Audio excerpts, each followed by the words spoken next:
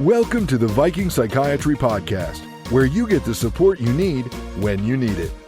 At the helm is Sean Goddard, owner of Viking Psychiatry, veteran, and dual certified nurse practitioner specializing in mental health. Join us as we dive into the mind behind Viking Psychiatry.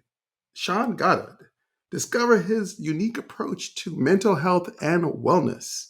What drives his passion, and how is Viking Psychiatry changing the landscape of psychiatric care? Don't miss this insightful conversation. So, Sean, how you doing today? I'm doing great, thanks. Thanks for having me. We're happy to have you. So, Sean, you built an impressive following over the years. It's clear your show has gained significant momentum.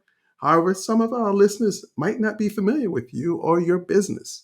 How about we start there? Could you share with everyone a bit about your company and what is it you do?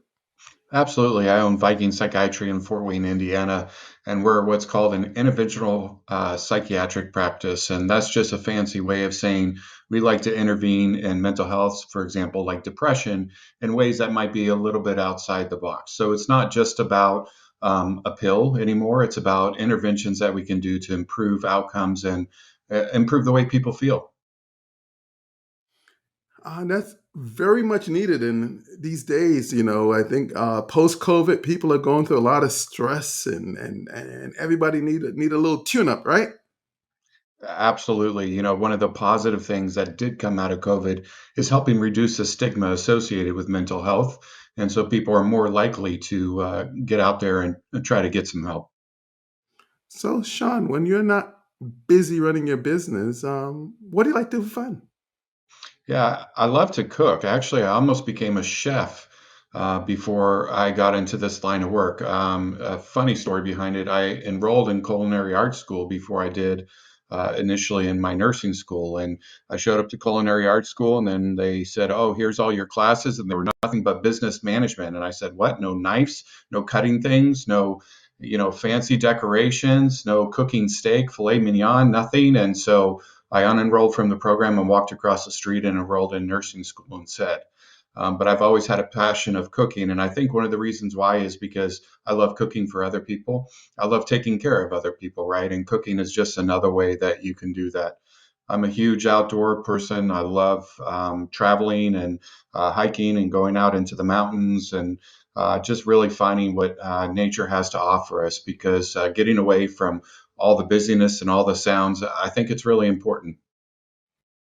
Yeah, it's good. So, what's your favorite dish?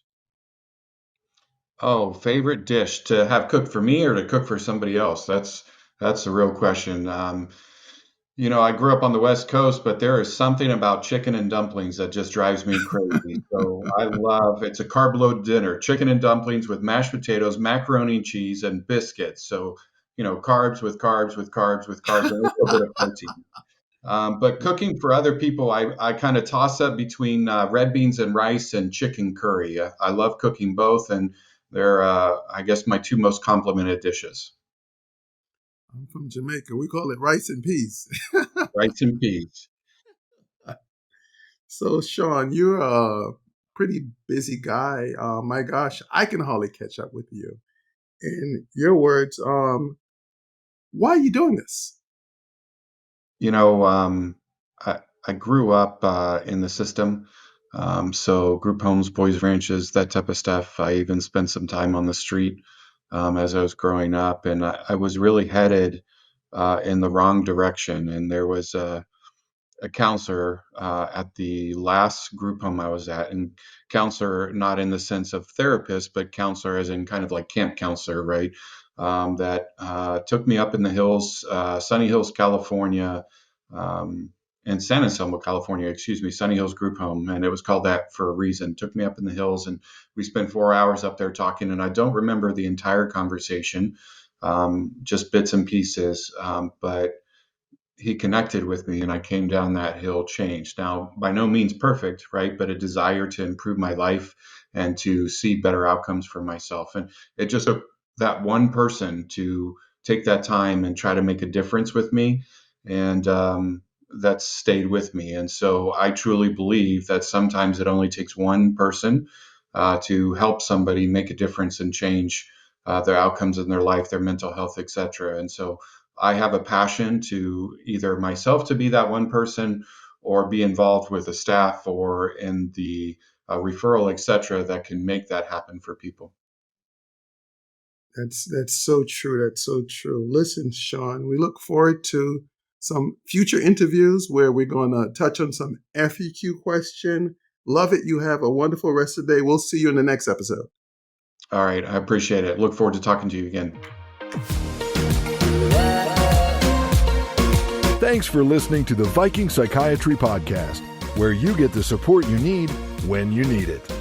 For a complimentary consultation, visit vikingpsychiatry.com or call 260-459-9225. That's 260-459-9225.